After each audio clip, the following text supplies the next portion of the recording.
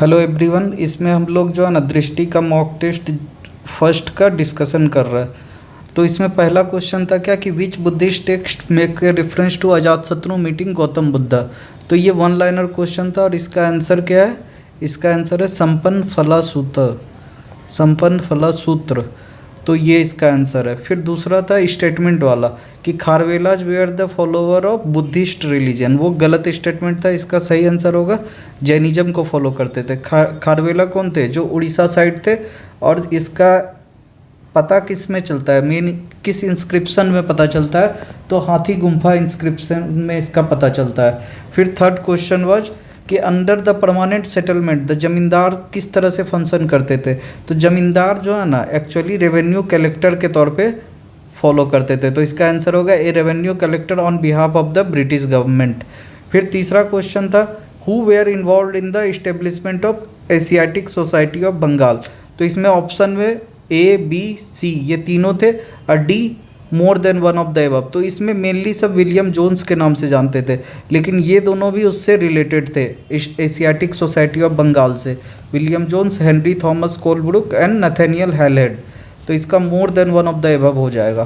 फिर ये बहुत फेमस क्वेश्चन है which sultans were involved in the construction. Construction का तो सबको पता है कि कुतुबुद्दीन ऐबक बनाना स्टार्ट किए थे, फिर मर गए थे, फिर इल्तुतमिश उसको कंप्लीट किया था, यहाँ तक ठीक है। लेकिन उसका रिपेयर का जब बात आएगा तो रिपेयर में दो और आदमी आ जाएंगे, एक फिरोज शाह तुगलक और सिकंदर लोदी। तो अगर क्वेश्चन को टफ बनाना होगा तो ये क्वेश्चन आ सकता है। फिर स्टेटमेंट वाला था, उसमें एक छोटा सा चेंज कर दिया था कि Qutubuddin Aibak died in Delhi while playing पोलो।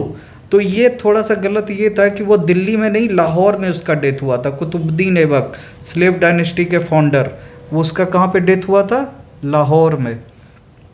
फिर चोला एम्पायर का इंस्क्रिप्शन में कुछ टर्म रिलेटेड था। उसमें सिंपल क्वेश्चन था कि what are the land of non Brahmans peasant proprietors called.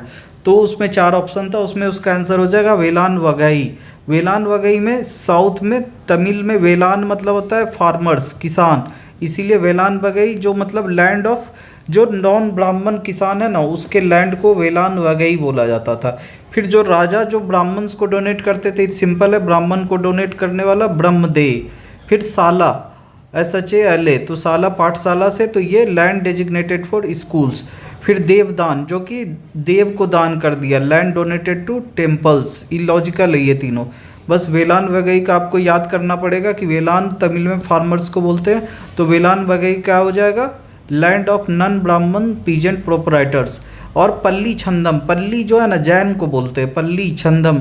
और चंदा, छंदम मतलब चंदा, जो जैन इंस्टीट्यूशन को लैंड डोनेट किया जाता था उसको पल्ली छंदम बोला जाता था।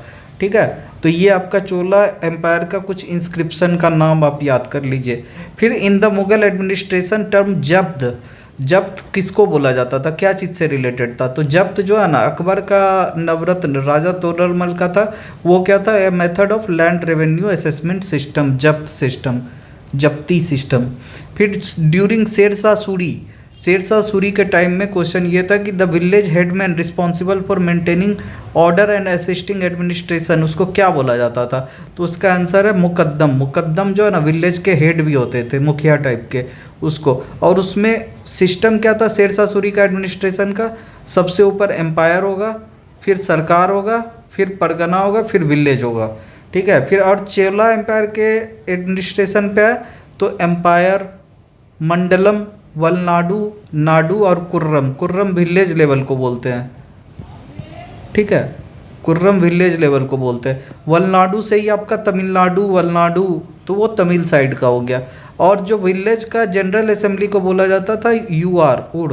ठीक है, अब उसके बाद नेक्स्ट क्वेश्चन है कि the Portuguese established there base in Goa under, किस गवर्नर के अंदर पुर्तगीज अपना बेस जो है ना गोवा को बनाना स्टार्ट किए?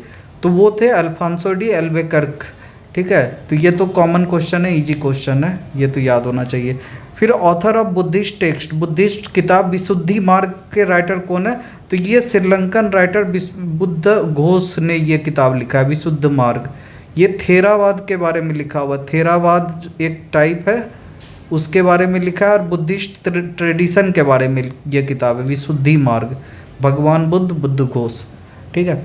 विच dynasty constructed the temples of Khajuraho, Khajuraho की जो टेम्पल है उसको कौन से डायनेस्टी ने बनाया है, तो ये इंपॉर्टेंट क्वेश्चन है। चंदेल डायनेस्टी, वहाँ पे चंदेल डायनेस्टी रूल करती थी, तो उसी ने खजुराहो टेम्पल को बनाया था। फिर बुक तबाकत नसीरी का राइटर, तबाकत नसीरी ऐसे भी बीपीएससी के लिए इंपॉर्टेंट हो जाता है, क्योंकि इसी किताब में जो है ना नालंदा यूनिवर्सिटी सबको जो बख्तियार खिलजी जो तोड़ फोड़ मचाया है ना, सब उसी में जिक्र है रिटर्न में। तो बुक तबाकत नसीरी याद कर लीजिए, मिनहाज उस सिराजी बहुत इंपॉर्टेंट किताब है।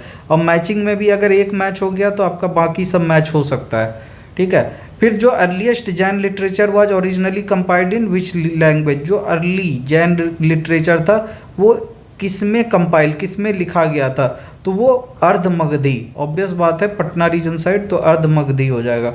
फिर एक क्वेश्चन था उसमें स्टेटमेंट था, तो उसमें लिखा हुआ था क्या कि the Alexander the great invaded during Dhanananda time, ये एकदम सही स्टेटमेंट है। महापद्मानंद जो है ना नंद डायनेस्टी को बनाया था, और धनानंद के टाइम में अलेक्जेंडर द ग्रेट इन्वेड कर रहा था इंडिया को, तो ये एकदम सही स्टेटमेंट है। और नंदा डायनेस्टी के फाउंडर कौन है, महापद्मनंद, ठीक है। उसके बाद नेक्स्ट कैसे जाएगा, एक सेकेंड, ये सब तो हो गया, ये बैक बैक बैक बैक करके कैसे होगा।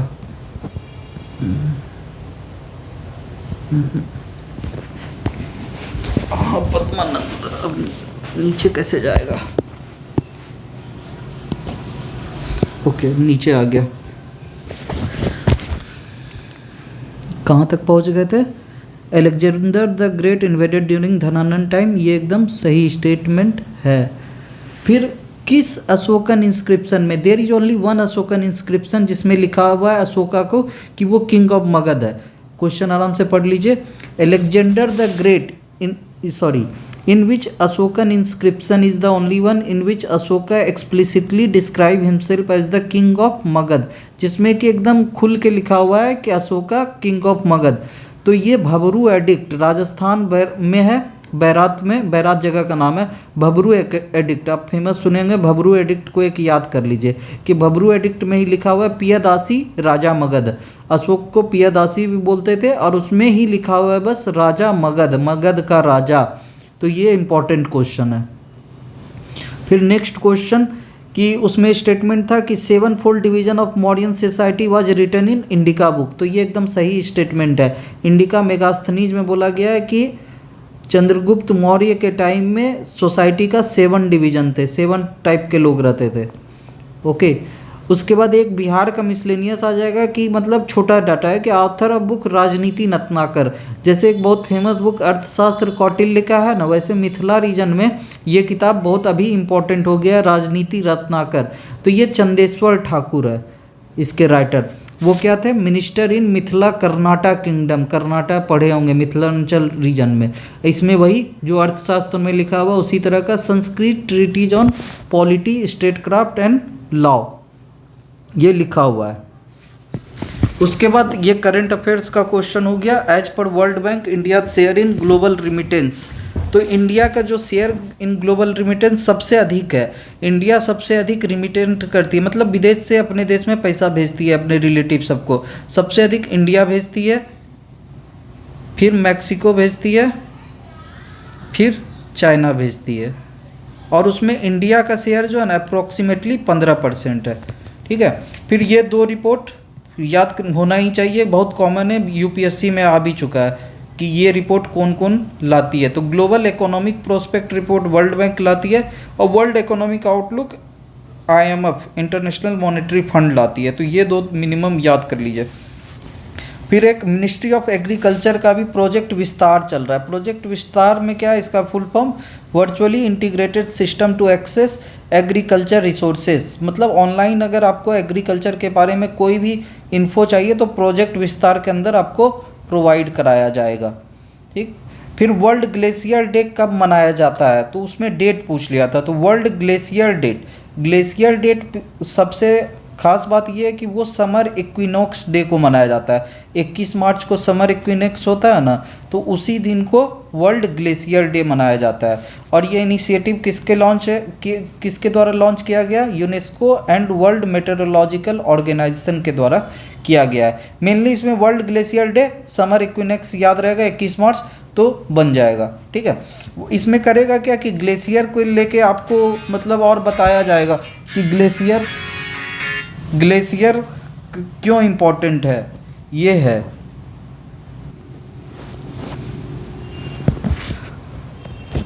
नेक्स्ट क्वेश्चन, ये है कि Indian state which linked the ecosystem service of forest with green GDP. Green GDP में कौन से अपने फिर फॉरेस्ट इकोसिस्टम को लिंक कर दिया है? तो वो छत्तीसगढ़ है। ये लॉजिकली भी आप समझ सकते हैं। तो ये छत्तीसगढ़ है, इंपॉर्टेंट क्वेश्चन है, कुछ एग्जाम में आ भी चुका है। फिर the main aim of the Bharat climate forum launched by India is, Bharat climate forum का मेन काम है to establish a global litigation framework about climate. ठीक है, उसके बाद world first cryogenic born baby corals, cryogenic method से कोरल्स, ग्रेट बैरियर रीफ वाला जो कोरल्स पॉलिप्स, तो वो कौन ऐसा पहला कंट्री बन गया जो क्रायोजेनिक मेथड से कोरल्स को बनाया? तो वो ऑस्ट्रेलिया है। ये लॉजिकली भी है कि कोरल्स के लिए ग्रेट बैरियर रीफ कौन है? ऑस्ट्रेलिया, तो ऑस्ट्रेलिया ही ये काम करेगा। फिर 2025 वर्ल्ड मॉन्यूमेंट वॉच लिस्ट में बहुत खुशी का बात है कि इंडिया का भी 2 साइट को ऐड किया गया है। और ये करती कौन है? वर्ल्ड मॉन्यूमेंट्स फंड निकालती है। उसमें हाईलाइट किया जाता है 25 जो है ना इंडेंजर्ड कल्चरल हेरिटेज की, ये इंडेंजर्ड है। ठीक है, तो उसमें ये दोनों है। एक तो हैदराबाद में मूसी रिवर के आसपास जितना हिस्टोरिक बिल्डिंग है, तो मूसी रिवर हिस्टोरिक बिल्डिंग्स, और भुज जो कि भूकंप आया था गुजरात में बहुत पहले, बहुत बड़ा सा, वहाँ पे भुज हिस्टोरिक वाटर सिस्टम, वहाँ का जो वाटर सिस्टम ओल्ड वाला है, तो ये दोनों है। ये दोनों पूछ सकता है। फिर India first repository for life science data, ये फरीदाबाद में बनाया गया है। फिर इंटरनेशनल क्रिमिनल कोर्ट से क्वेश्चन ये पूछ लिया था कि which of the following country is not part of international criminal court. तो इसमें ये सारे जो बड़े मेन कंट्री है ना, वो सारे इसके अभी मेंबर नहीं है। India, Israel, USA, Russia, China. और इसके बारे में ये है कि वो created by Rome statute, adopted in 1998, enforced in 2002। ये हो गया। उसके बाद नेक्स्ट आते हैं। नेक्स्ट तो अब बहुत कम होगा। हाँ, फर्स्ट नेशनल जीन बैंक, ये इसलिए न्यूज में आया था क्योंकि अभी बजट 25-26 में बोला गया क्या कि सेकंड नेशनल जीन बैंक बनाएंगे। तो पहला नेशनल जीन बैंक 1996 में बनाया गया था, ICAR, Indian council of agricultural research के कैंपस में। इसमें करते क्या है कि सब चीज़ को वहाँ पर प्रिजर्व करके रखते हैं। ठीक है, तो नेशनल जीन बैंक सबका जीन को प्रिजर्व करके रखा जाता है। बजट 2025-26 में बोला गया है कि हम लोग सेकेंड बनाएंगे, और वो उससे भी बहुत बड़ा पैमाना पे बनाया जाएगा। फिर आर्टिफिशियल सन इन चाइना, ये प्रोजेक्ट जो है ना, the experimental advanced superconducting tokamak EAST related to, वो चाइना में आर्टिफिशियल सन को यही प्रोजेक्ट से रिलेटेड है। फिर ये क्वेश्चन था, थोड़ा मिसलेनियस हो गया था, कि चमन अरोड़ा राइटर है, रिसीव्ड द साहित्य academy award 2024 in which language. तो ये डोगरी लैंग्वेज में मिला था, और उसका बुक का नाम था एक और अश्वत्थामा। फिर national girl child day, Beti Bachao Beti Padhao. तो नेशनल गर्ल चाइल्ड डे कब मनाया जाता है? तो ये मनाया जाता है 24 जनवरी 1966 से स्टार्ट हुआ है मनाना। 24 जनवरी का डेट इसलिए सिलेक्ट किया गया है क्योंकि इसी दिन पहली बार 24 जनवरी 1966 को इंडिया में पहली बार कोई फीमेल PM बनी थी। On this day Indira Gandhi first time took the oath of PM। तो जैसे अब हम लोग को क्या दो तो याद हो गया day, world glacier day. Glacier day क्या है? समर इक्विनेक्स। कोई भी डे होता है तो उसका लॉजिक होता है। लॉजिक ये है 21 मार्च समर इक्विनेक्स को मनाएंगे। उसी तरह नेशनल गर्ल चाइल्ड डे का क्या है कि जिस दिन Indira Gandhi first time PM पद पे बैठी थी उस दिन को मनाया जाता है नेशनल गर्ल चाइल्ड डे, 24 जनवरी को।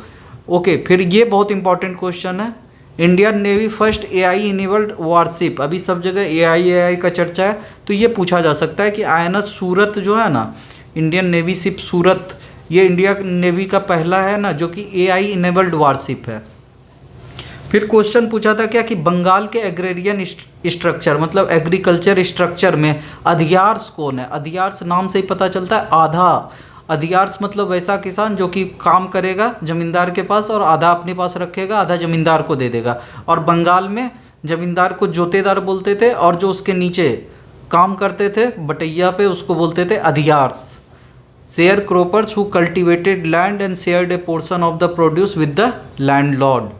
उसके बाद अवध के बारे में कुछ स्टेटमेंट था कि ये स्टेटमेंट सही है कि नहीं, कि Awadh accepted the subsidiary alliance इन 1801। तो 3 को था ना, रिंग फेंस, सब्सिडरी अलायंस, फिर तो डॉक्ट्रिन ऑफ लैप्स, सब्सिडरी और डॉक्ट्रिन ऑफ लैप्स। तो अवध जो है ना सब्सिडरी अलायंस 1801 में वेलेस्ली के टाइम में एक्सेप्ट किया था। और अवध के बारे में एक बार लॉर्ड डलहौजी कमेंट किया था कि अवध जो है ना बहुत नॉर्मल चीज़ है, हमारे मुंह में आना है। Awadh is a cherry that will drop into our mouth one day. तो लॉर्ड डलहौजी का ये कमेंट था। और ये 1856 में ब्रिटिश अपने में मिला ली थी। Annexed in 1856 by Lord Dalhousie on the ground of alleged misgovernance. ये इंपॉर्टेंट है। डॉक्ट्रिन ऑफ लैप्स के कारण नहीं मिलाया था। वो बोला था क्या कि अवध को आप ठीक से चला नहीं पा रहा है, एलिजेड मिसगवर्नेंस, तो उसके कारण हम मिला रहे हैं आपको। स्टेटमेंट चेंज कर सकता है करेक्ट स्टेटमेंट में कि annexed in 1856 by Lord Dalhousie on the ground of doctrine of lapse, तो वो गलत हो जाएगा। वो एलिजेड मिसगवर्नेंस के कारण हुआ था। फिर शारदा एक्ट भी बोलते हैं या तो चाइल्ड मैरिज रिस्ट्रेंट एक्ट 1929। इसमें सिंपल था, लॉर्ड विलियम बेंटिक के टाइम में आया था कि no women below the age of 14 could marry. 14 साल के पहले लड़की का शादी नहीं हो सकता है। फिर महाराष्ट्र का ये बुक है, बहुत फेमस बुक है, वुमेन एम्पावरमेंट का मान लीजिए। राइटर ऑफ बुक स्त्री पुरुष तुलना। तो तुलना, स्त्री पुरुष तुलना, तुलना ती से ताराबाई शिंदे, ये स्त्री पुरुष का कंपैरिजन पे किताब लिखी है। It criticise the social inequalities between men and women in 19th century India. फिर ये स्टेटमेंट किसने दिया है कि non cooperation became the name of an epoch in the life of India and of Gandhi ji. मतलब नॉन कॉपरेशन वर्ड जो है ना इंडिया और गांधी जी के लाइफ में पूरा घुस के मिल गया है। तो ये उसके बायोग्राफर हैं लुइस फिशर, उसने ये कमेंट लिखा है। उसके बाद नेक्स्ट आते हैं, नेक्स्ट तो बहुत कम बचा होगा, अच्छा अभी है 2 page. Satnami movement. Satnami movement जो है ना गुरु घासीदास छत्तीसगढ़ में हुआ था। वही ब्राह्मणवाद के खिलाफ है, कास्ट ऑपरेशन के खिलाफ है। तो ये गुरु घासीदास, इसके नाम पे तो एक रिजर्व या नेशनल पार्क भी बना है गुरु घासीदास छत्तीसगढ़ में। फिर मटुआ सेक्ट, बंगाल का पॉलिटिक्स जो जानते हैं वो मटुआ सेक्ट को जानते होंगे। बंगाल में चंडाल लोग को मटुआ सेक्ट में बोलते हैं। उसके पहले गुरु हरिचंद्र ठाकुर थे। फिर which act made governor of Bombay and Madras subordinate to the governor general of Bengal. Governor general of Bengal के नीचे बॉम्बे और मद्रास के गवर्नर आएंगे। तो ये रेगुलेटिंग एक्ट 1773 में, सारा एक्ट पढ़िएगा, regulating act, Pitt's India act, वो सब, तो उसमें ये समझ में आ जाएगा। Which governor general led important judicial reforms in British India during the early 19th century. तो ये लॉर्ड विलियम बेंटिक। मैकॉले का एक तो एजुकेशन पे आया ही था, एजुकेशन पे आया था, उसके अलावा लॉ कमीशन का भी हेड वही था। तो उसी के टाइम में लॉर्ड विलियम बेंटिक के टाइम में बहुत सारा जुडिशियल में रिफॉर्म किया गया था, लॉ कमीशन सब बनाया गया था। इससे आप याद कर सकते हैं। फिर हु डिक्लेयर्ड ड्यूरिंग स्वदेशी movement that political freedom is the life birth of a nation. ये अरविंद घोष का कमेंट है। फिर बंगाल में किसानों के लिए जो तेभागा मूवमेंट हुआ था वो आज़ादी के टाइम ही हुआ था, 1946 से 47 के बीच। ये पीरियड ध्यान में रहना पड़ेगा। फिर Genghis Khan reach the north west frontier during which Delhi sultan rule. Delhi सल्तनत पढ़िएगा तो उसमें इल्तुतमिश में ये पढ़ना पड़ेगा कि गेंगिस खान इल्तुतमिश के टाइम पे इंडिया के पास आ गया था। तो इंडिया इसलिए बच गया था क्योंकि इसने ख्वारेजीन शाह, कुछ ऐसे ही नाम है, उसको अपने अंदर पनाह नहीं दिया था। फिर control over which strategic place was crucial for Mughal relation with Persia and Central Asia. तो लॉजिकली मैप का थोड़ा सी भी आइडिया होगा तो Kandahar region was most important for control over,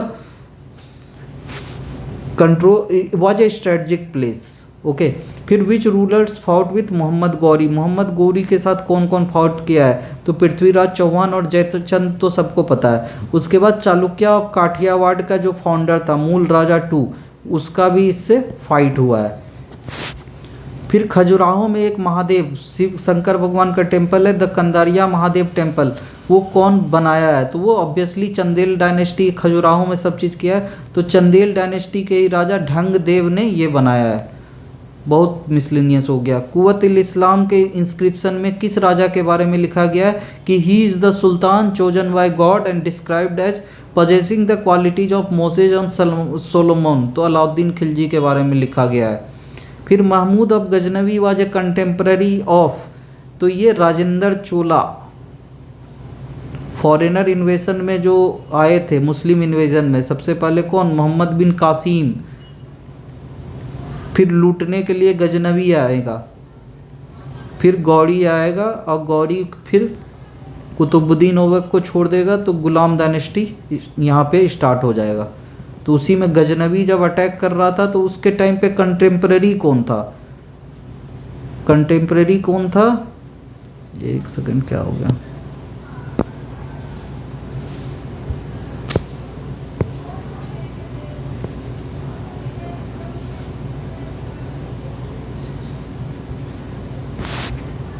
कहाँ गया,